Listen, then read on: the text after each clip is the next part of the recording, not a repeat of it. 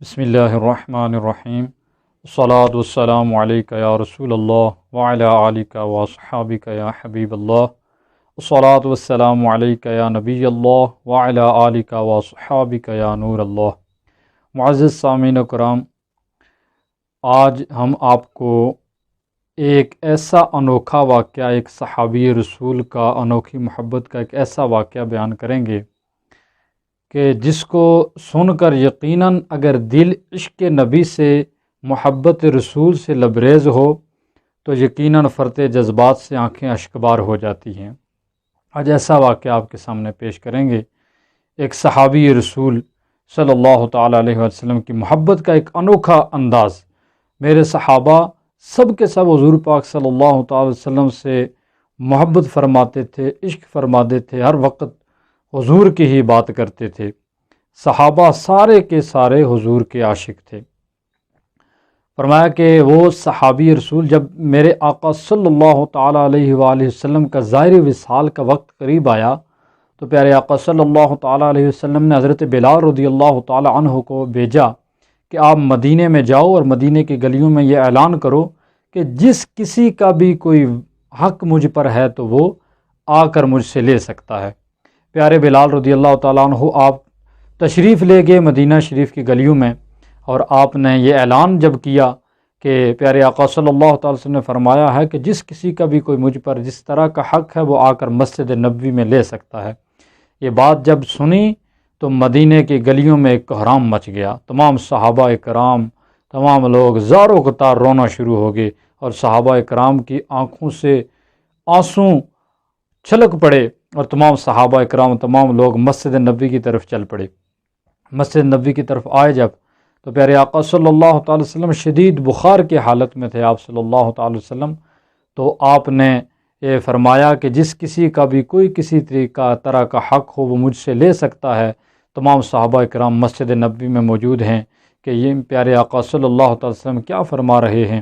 میرے آقا نے فرمایا کہ جب صحابہ کرام کی حالت دیکھی، تمام صحابہ اشکبار تھے، تو جب صحابہ کرام کی حالت دیکھی تو پیارے آقا نے فرمایا کہ ہے میرے پیارے صحابہ، ہر جاندار کو دنیا کا دستور ہے کہ اس کو موت آنی ہے اور اس نے موت کا ذائقہ چکھنا ہے، تو میں جس مقصد کے لیے اس دنیا میں آیا تھا، آج تمہارے اوپر تمہارا دین مکمل ہو گیا، تو انشاءاللہ کل بروز قیامت ہی آپ سے ملاقات ہوگی۔ میرے آقا نے جب یہ الفاظ فرمائے، تمام صحابہ کرام ہزاروں قطار رونا شروع ہو گئے۔ صحابہ کرام کی آنکھوں سے آنسو چھلک پڑے، آنکھیں اشکبار ہو گئی، گویا کہ مسجد نبوی میں صحابہ کرام کی آنکھوں سے آنسو کا سیلاب امڑ آیا۔ تو جب وہاں سے ایک صحابی رسول وہ کھڑے ہوئے، جن کا روایات میں نام عکاشہ بتایا جاتا ہے، آپ جب کھڑے ہوئے تو آپ نے عرض کی یا رسول اللہ صلی اللہ تعالی وسلم، میرا آپ پر ایک حق ہے۔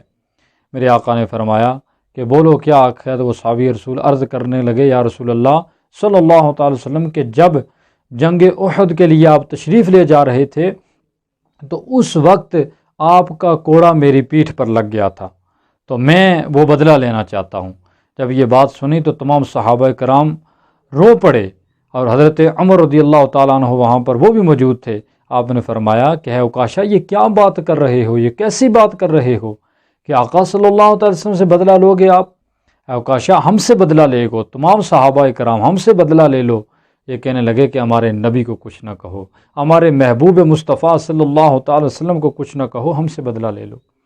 جب یہ بات سنی تو میرے آقا صلی اللہ تعالی وسلم نے فرمایا قربان جائیے۔ آپ نے فرمایا اے عمر، ان کو بدلہ لینے دو، ان کا حق ہے۔ میں یہ نہیں چاہتا کہ کل بروز قیامت اپنے رب سے اس حال میں ملوں کہ مجھ پر کسی کا حق ہو۔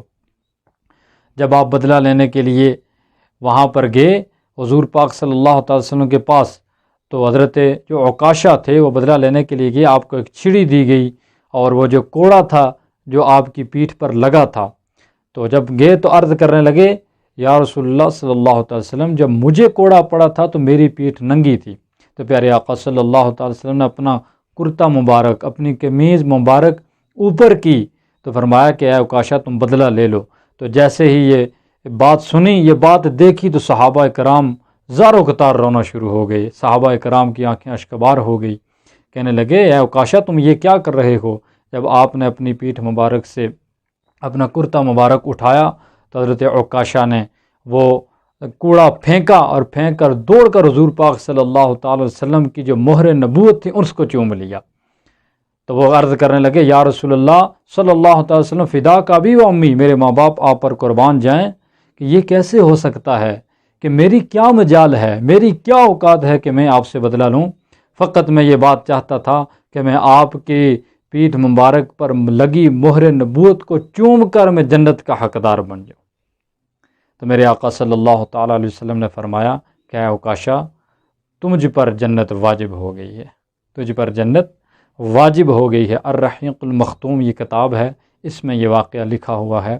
چنانچہ صحابہ رسول اور تمام صحابہ کا جو عشق تھا حضور پاک صلی اللہ تعالی وسلم سے، وہ بے انتہا عشق تھا، بے انتہا محبت فرماتے تھے تمام صحابہ کرام رضوان اللہ علیہم اجمعین۔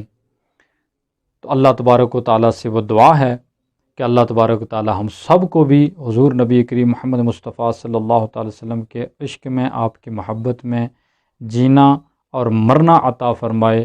اللہ تبارک و تعالیٰ ہم سب کو حضور کا عشق عطا فرمائے، اور اپنی جو آنے والی نسلیں ہیں ان تک بھی ہمیں حضور پاک صلی اللہ تعالیٰ علیہ وآلہ وسلم کی محبت کا پیغام پہنچانے کی توفیق عطا فرمائے۔